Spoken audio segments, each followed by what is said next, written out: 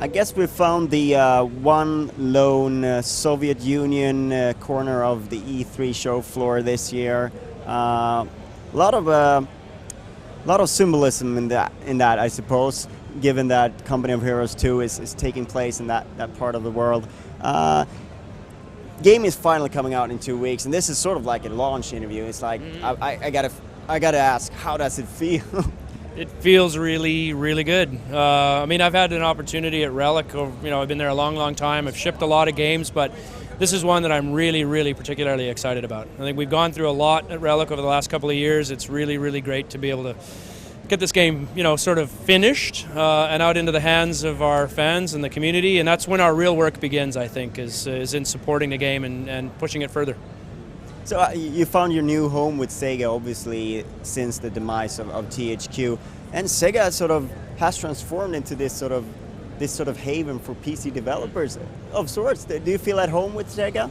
Yeah, absolutely. The transition was really, really seamless. Like the Relic, the studio management kept us on an even keel, and we all knew, what we were building with Company of Heroes, and we were able to just keep pushing forward with that. But, the fit with Sega has been really great. I think they give the studios the independence and the creative freedom, and we take control and ownership over what we're doing, and I think people have a lot of pride in that, and it's going to translate into higher quality products. So originally we thought we would get the game in February, March sometime. Was this added development time beneficial in any specific way, or? Oh yeah, hugely. I mean, it gave us an opportunity to run real alphas and betas. We put the game out into the hands of the community.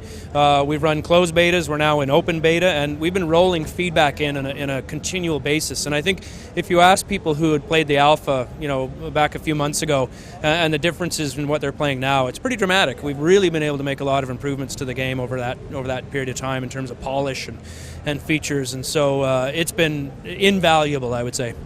So was that sort of a thing that you were a little bit pushed because of THQ's position, that they really wanted your game out because obviously they knew it's going to sell quite a lot of copies? I think THQ, the guys running THQ understood, what it took to get games out, and they were in a tough position. But I have a feeling that had things gone a different way at the whole bankruptcy thing, that they would have taken the same look objectively at what we were trying to do, and that we have a quality bar we wanted to live up to and meet, and I have a feeling they would have made the same decision, because that's what's best for the game.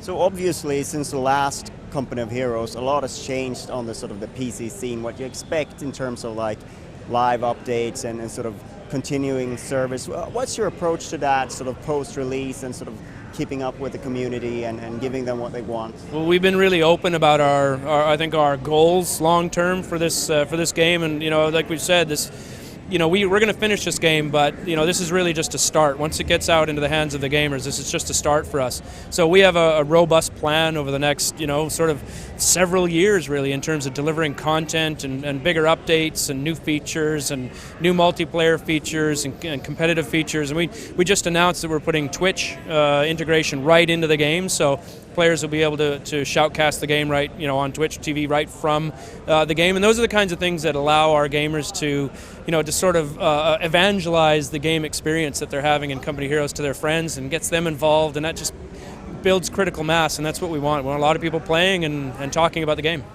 So I gotta ask this, because I'm a fan of the franchise, and I was very surprised when Gearbox picked up Homeworld. What was the reaction like at Relic? It was surprising. It was sort of a bit, like Homeworld is really true to our hearts. I mean, it was the first game that Relic did. I actually worked on Homeworld, 15 years ago, and so it's been this sort of spiritual touchstone for Relic. But at the same time, times have changed, and we've got new IPs that we're really excited about with Company of Heroes, and we want to invest in that stuff. I think Homeworld was always an opportunity. It's always there to say, we'd like to do something in Homeworld at some point, but somebody has to own it and run it and manage it and get it out there. And if it couldn't be us, at least it's somebody. And there's always the opportunity to do like a spiritual successor if you'd like to one day, right? Yeah, I mean, there's things about Homeworld that I think we're key. I mean, it's sort of its presentation and its tone, and those are things that I think Relic delivers really well on. So whatever we do, we still have those aesthetics and the goals that were established in Homeworld. Those are still part of our game development philosophy at Relic. So. Another franchise that fans are curious to know what's going on with is Dawn of War. Is there any official word on what's happening there? No, nothing official. I mean, we love the Dawn of War series. I think we love Games Workshop. We'd love to be able to work with them. Obviously, they have a connection with Sega now, so it's not like you're not talking to each other. Yeah, I mean, we're good friends with the people at Games Workshop, and I'd love to see us work together in the future. Right. So.